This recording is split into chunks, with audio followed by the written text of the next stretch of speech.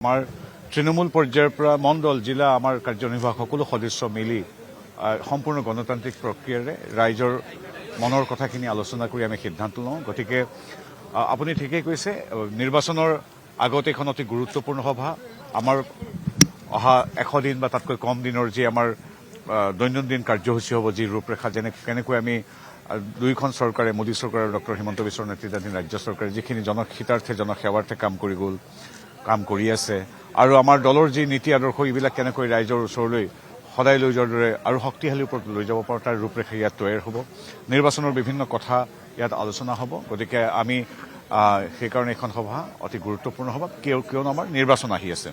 গতিকে আপোনালোকে জানে যে ইতিমধ্যেই গুৱাহাটীত পদাৰ্পণ কৰিলে আমাৰ ৰাষ্ট্ৰীয় কাৰ্যকৰী সভাপতি বিজেপি দলৰ নীতিন নবীন ডাঙৰীয়া, মুখ্যমন্ত্ৰী তথা সভাপতি প্ৰমুখ্যে এই মহানগৰীৰ বহু আমাৰ কাৰ্যকৰ্তা আৰু সৰ্বসাধাৰণ ৰাইজে তেখেতক উষ্ম আদৰণি জনাইছে। বিমানবন্দৰৰ পৰা লানি নিচিগা ভিৰ, খন্তেক পিছতে তেওঁ আহিব।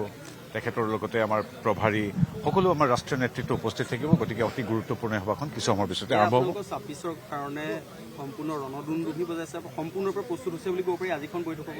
এই কথাটো নিৰ্বাচন বিশেষজ্ঞই হওক বা আপোনালোকে হওক বা আমিও কেতিয়াবা কওঁ যে হয়, ভাৰতীয় জনতা পাৰ্টি যিকোনো মুহূৰ্ততে যিকোনো নিৰ্বাচনৰ মুখামুখি হ'বলৈ সাংগঠনিকভাৱে সদায় সাজু থাকে, আৰু সদায় আমি ৰাইজৰ আশীৰ্বাদ ল'বলৈ আমি থাকোঁ গাঁৱে ভূঞে চহৰে নগৰে জনতাৰ চোতালে চোতালে। তাৰ বিপৰীতে বিৰোধীসকল থাকে নতুন দিল্লীত, তেওঁলোকৰ সভা হয় নতুন দিল্লীত, আমাৰ সভা হয় গাঁৱৰ চোতালত।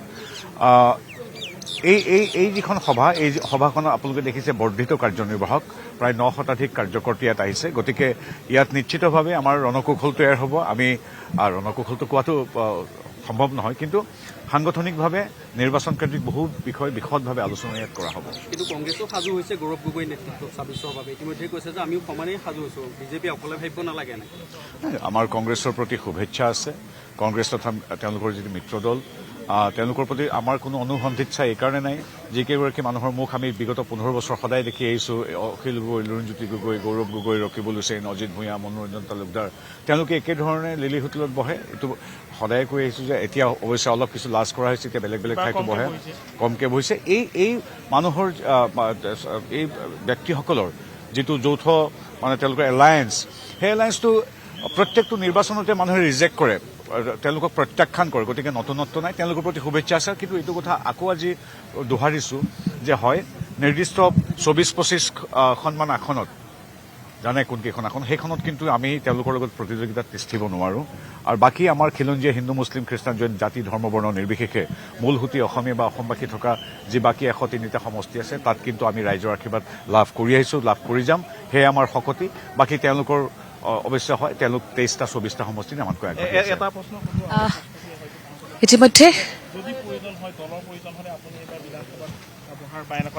নহয়, ইয়াত আপোনালোকে এতিয়া তেনেধৰণৰ কথা উত্তৰ আমি আচলতে দিব নালাগে। কাৰণ কি, আমাৰ দলে যি দায়িত্ব দিয়ে, যাকে যি দায়িত্ব দিয়ে, তেওঁ মুখপাত্ৰই হওক বা কোনোবা জিলাৰ সভাপতিয়ে হ'লেও আমি কেতিয়াবা সাংসদ